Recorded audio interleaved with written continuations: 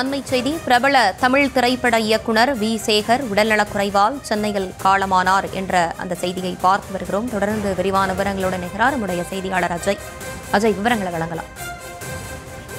தமிழ் சினிமாவில் பிரபல இயக்குனரும் நடிகருமான வி. சேகர் உடல்நல குறைவு காரணமாக இன்று காலமாகியிருக்கிறார். சென்னையில் இருக்கக்கூடிய ஒரு தனியார் மருத்துவமனையில் அவர் கடந்த 10 நாட்களாக சிகிச்சை பெற்று வந்தார். அவர் உடல்நிலை மோசமடைந்து இன்று மாலை உயிரிழந்திருப்பதாக தகவல் கிடைக்கப்பட்டிருக்கிறது.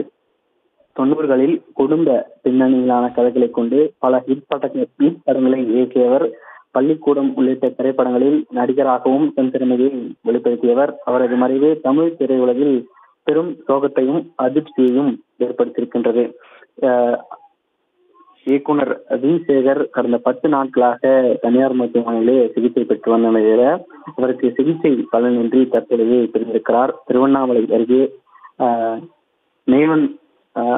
நெய்வாநத்தம் கிராமத்துல வெங்கடேசன் பட்டம்மாள் ஆகிய தம்பதியினருக்கு 1953ஆம் ஆண்டு பிறந்திருந்தார்.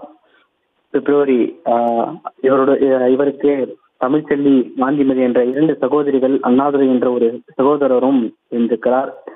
தொடக்கம் முதலே திரைப்படத்தில் இருந்த அதீத ஆர்வம் காரணமாக இவர் திரைத்துறைக்கு வந்தார். அதன் பிறகாக பல 90s பின்னணியில் இருக்கக்கூடிய திரைப்படங்களை இயக்கி மிகுந்த வரவேற்பை பெற்றிருந்தார். எஸ். வி. சேகருடைய முதல் படம் நீங்களும் ஹீரோதான்.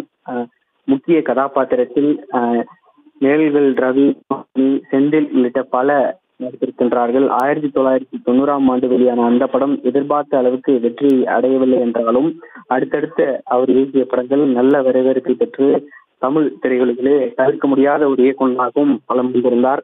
அண்மை காலங்களாக அவருக்கு உடல்நல குறைவு காரணமாக சிகிச்சையும் பெற்று வந்த நிலையில தற்போது அவர் காலமாகியிருக்கிறார்.